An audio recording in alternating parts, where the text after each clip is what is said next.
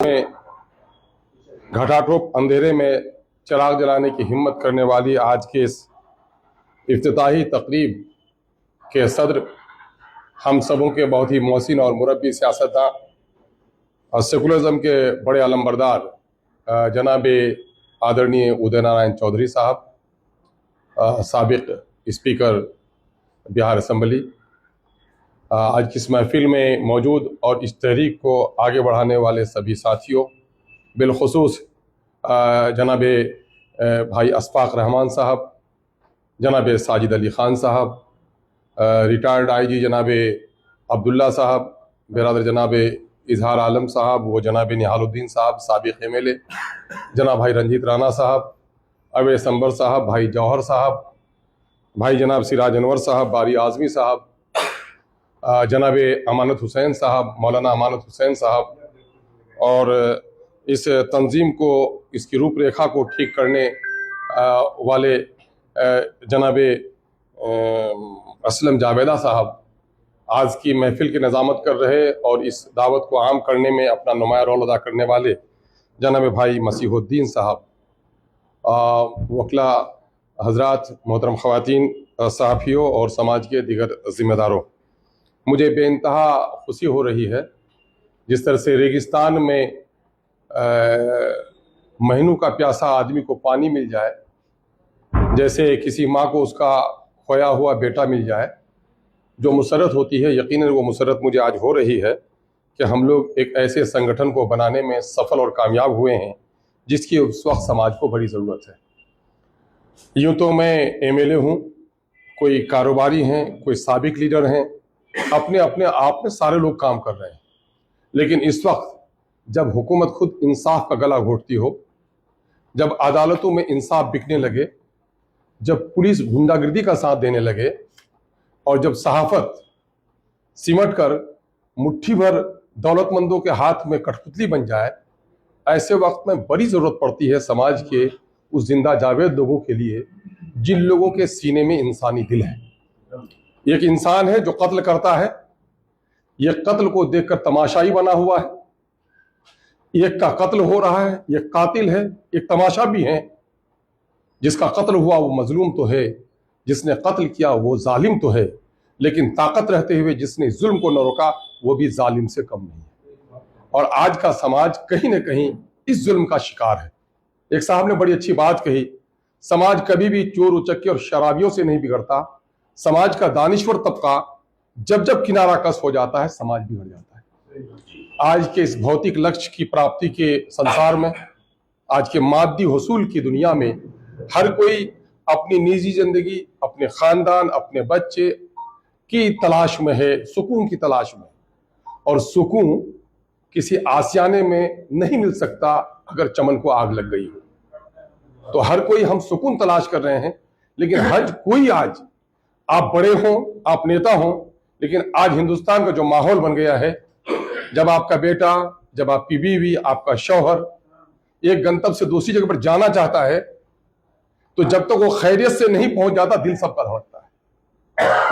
बेटा पहुंचा कि नहीं दिल्ली, बीवी चली थी बंबई से पटना पहुंची कि नहीं, एक ऐसा दिल धड़कता है। ये इंसानी समाज की रविश है। मैं समझता हूं कि आज का समाज ऐसा समाज हो गया है कि शेर, चीता और भालुओं से भरे हुए जंगल से गुजरते हुए इंसान को इतना डर नहीं लगता जितना इंसानों को इंसानी बस्ती और दूसरे मोहल्ले में जाने में डर लगता है। ये कैसा समाज हो गया है, और ये किन लोगों की वजह से हो गया है। समाज में बुरे लोग हमेशा मौजूद रहे हैं, अंधेरा हमेशा छाया है, लेकिन एक जुगनू भी जब चमकता है तो अंधेरा का सीना चीर देता है। तो मैं समझता हूं कि आज सबसे बड़ी जरूरत हमारी है बुराइयों की फेहरिस्त, समाज में अत्याचारों की फेहरिस्त। आप जाएं हेल्थ के सेक्टर में, वहां मरीजों के साथ जुल्म हो रहा है। आप एजुकेशन के सेक्टर में जाएं, वहां पर जुल्म हो रहा है। रोड कंस्ट्रक्शन में जाएं, वहां जुल्म हो रहा है। कोई ऐसी जगह नहीं है जहां जुल्म और ज्यादती नहीं है।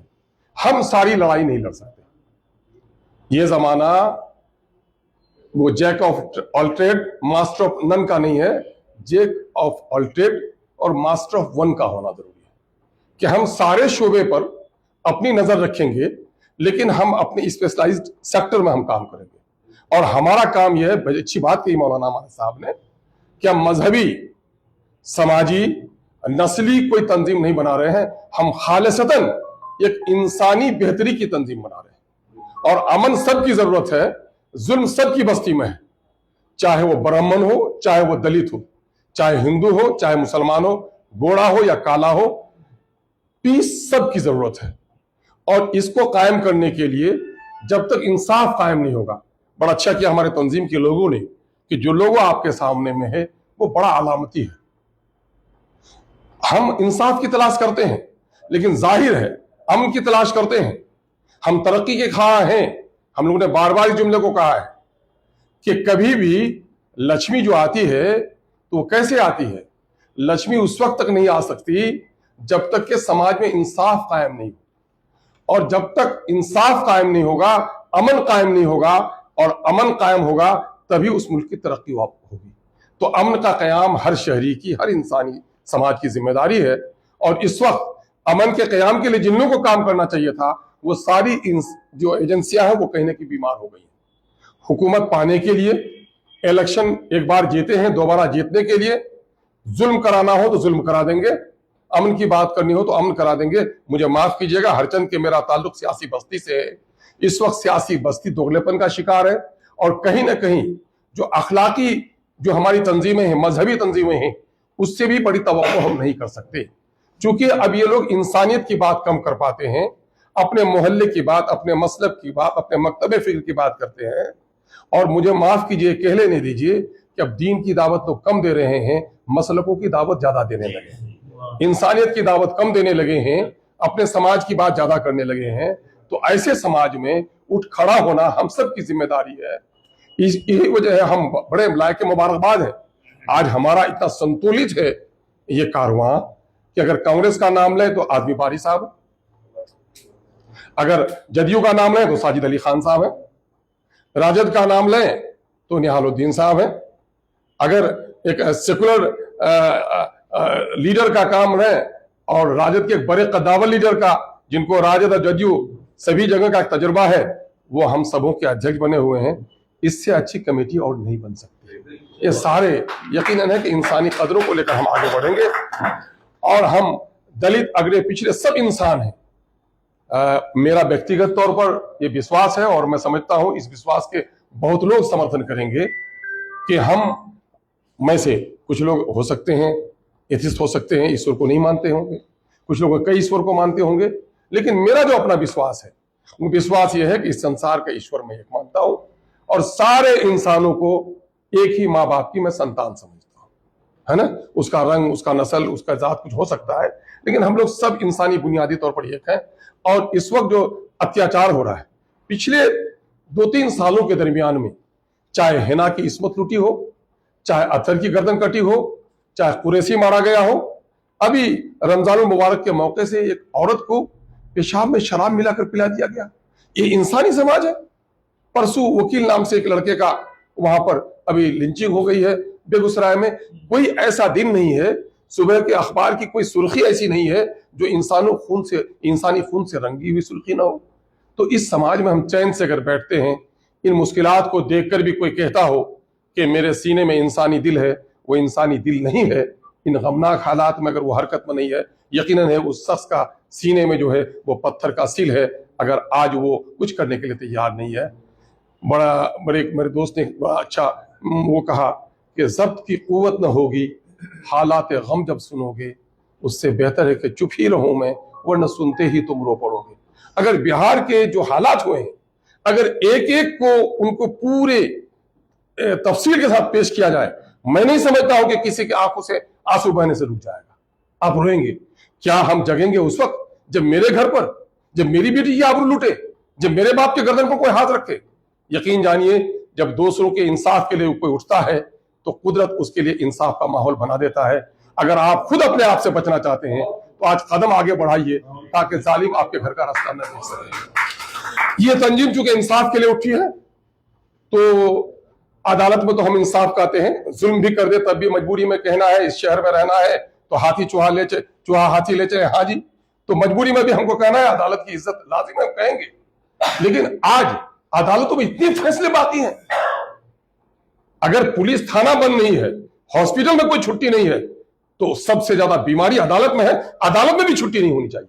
मैं ये नहीं कहता कि अदलिया के लोगों के वो नहीं है, हमारा मुंसिफाना निजाम जितना अच्छा होगा मुल्क में इतना अमन कायम होगा, लेकिन देखेंगे अदालतों में सबसे बड़ी छुट्टी हो रही है। एक आदमी बेकसूर जेल में फंसा हुआ है, 6 महीने उसकी फाइल आगे नहीं पढ़वा रही है। तो आजादी के गोया 100 साल के करीब हम गुजर रहे हैं, अभी भी मेरे मुल्क का निजाम, इंसाफी निजाम, इंसाफ का निजाम कायम नहीं हो पा रहा है। इसलिए हम सब की जरूरत है।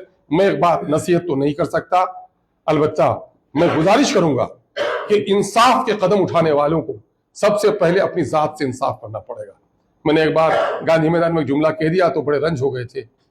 मंजन असली हो, अगर मंजन फरोश के दांत मैले हो तो मंजन के बिकने में लोगों को शक हो सकती है, लेकिन अगर मंजन नकली हो और मंजन फरोश के दांत चमकीले हो तो मंजन आसानी से बिक जाता है। तो इसलिए कम से कम मंजन फरोश के दांत मैले नहीं होनी चाहिए। हम लोग अपने सफों में, हमको जो सबसे बड़ा खतरा लगता है, तंजीमें बनती और टूट जाती है। इन तंजीमों में लेन देन का मामला नहीं है, हुकूमत में इक़्तिदार में लड़ाई लड़ते हैं, लेकिन तंजीमों में सबसे बड़ा मसला हो जाता है इस वक्त बिगाड़ की जो शक्लें हैं। इंसान को दौलत बिगाड़ती है, इंसान को माफ कीजिएगा कि औरत को मर्द, मर्द को औरत बिगाड़ देता है। मैं सिर्फ एक तरफा बात ना कहूंगा, लेकिन आज के दिन में इंसान को कहीं ना कहीं शोहरत भी बिगाड़ देता है। तो आज के दिन का एक नया फितना जो है वो शोहरत परस्ती का फितना है। तो हम कहीं मीटिंग गए, मेरा फोटो छप गया, उनका नहीं छपा, उनको वहां छपा, उनका नहीं छपा। या अगर ये छपास की बीमारी अगर हमारे दरमियान में रहेगी तो हम आगे का काम नहीं कर सकेंगे।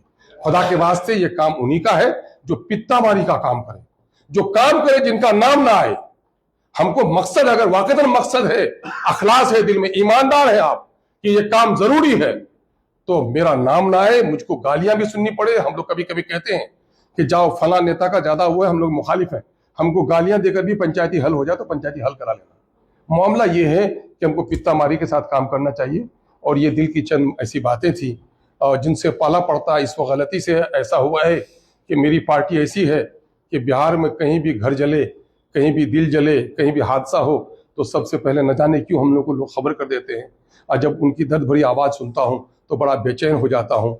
और मैं इन मसलों को अपने असेंबली के पटल पे भी उसको हल नहीं कर सकता।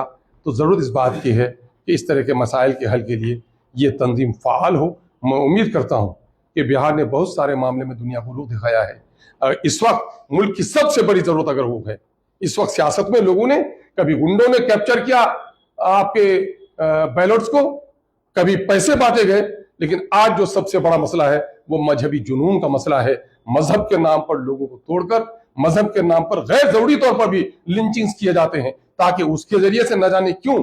मैं एक तमसील देकर भी बात कर दूंगा कि किसी साहब के यहाँ बच्चा रो रहा था तो कहा कि भाई जाओ खिलौने दे दो। बच्चे ने खिलौने उठाकर फेंक दिया। कहा कि जाओ फूल के बागान बगीचे में ले जाओ। गुलिस्तान में भी गया, बच्चा बहल नहीं रहा था। जो मुलाजिम उस बच्चे को बहला रहा था तो उसने देखा कि तालाब के करीब एक दुबली सी बिल्ली पड़ी है। तो बचपन की शरारत सूझी, उसने बिल्ली के गले में रस्सा बांधा और बिल्ली को डुबाने उठाने लगा। जब बिल्ली परेशान हुई तो बच्चा खिलखिलाकर हंसने लगा। तो अब जब भी ये बच्चा रोता है तो माँ यही कहती है, खिलौने मत दो, फूल की क्यारियों में मत ले जाओ, बिल्ली का बच्चा पकड़ो, डुबाओगे उठाओगे तो मेरा बच्चा खिलखिलाकर हंस देगा। आज न जाने क्यों इख्तिदार की हवस रखने वालों को ये मामला हो गया है कि देखो मेरी कुर्सी डगमगा रही है, मेरे करप्शन का उजागर हो रहा है, चलो कहीं मंदिर मस्जिद का झगड़ा पैदा कर दो। नहीं मिलता है तो अक़लियत का, दलित का किसी के गले में रस्सी लगाकर उसको फंदे में लटका दो, उसकी इज्जत लूट को, उसको गर्दन काट दो, सारा मामला उधर चला जाएगा, मेरा ऐब छुप जाएगा। ये वाक़यात हो रहे हैं। इसलिए इस वक्त दानिशों की, सहाफ़ियों की, हर संजीदा इंसान की ये बड़ी ज़रूरत है कि इस तरफ कदम बढ़ाए। आपको ये बात बता देना, चूंकि इस तंजीम के मोहरिकों में से हम लोग हैं, ये बता देना ज़रूरी समझता हूँ कि तंजीम ने अपना एक खाका पेश किया है, एक खाका बनाया है। जाहिर है कुछ भी काम हो हमारा, मेरा पाँव भी कीमती है और गर्दन भी कीमती है, हर चीज़ अपने आप में है। तो हम लोग सब लोग बराबर के हैं, लेकिन जाहिर है कि तंजीम की कुछ जिम्मेदारी दी जाएगी। पिछले दिनों में हम लोगों ने तंजीम के सदर के तौर पर सब लोगों ने बाहमी मशवरे से, जिसमें अब्दुल्ला साहब भी थे, उन्होंने हजरत साजिद साहब का नाम पेश किया, साजिद अली खान साहब का नाम पेश किया था, जिसके नायब सदर थे अब्दुल्ला साहब, नायब सदर हैं हमारे इजहार साहब और चंद लोग हैं, सेक्रेटरीज कई लोग हैं। सिक्योरिटीज के लोग हैं, लेकिन मैं समझता हूं कि हमारा पहला कदम ही कुर्बानियों से शुरू हो रहा है। इंशाअल्लाह ये अखलास बाकी रहा कि भाई जनाबे शाहिद साजिद अली खान साहब ने समझा कि मैं सीतामढ़ी से आना और जाना, अब मुकामी तौर पर यहाँ अब्दुल्ला साहब रहते हैं और अब्दुल्ला साहब ने जालिम को और मजलूम को बहुत करीब से देखा है और आज जिस फील्ड में काम करना है वो ये फील्ड ज्यादा है, तो इन्होंने बढ़कर अपनी जिम्मेदारी कहिए या इस वक्त कहिए कि कुर्सी जिसके खातिर सब लोग मरते हैं उसको पेश किया है। अल्लाह तबारक तआला जनाब वाला के इस खुलूस को कबूल फरमाए और हजरत जनाब अब्दुल्ला साहब को अपनी जिम्मेदारियों को अदा करने की तौफीक बख्शे। बहुत बहुत शुक्रिया। अस्सलाम वालेकुम।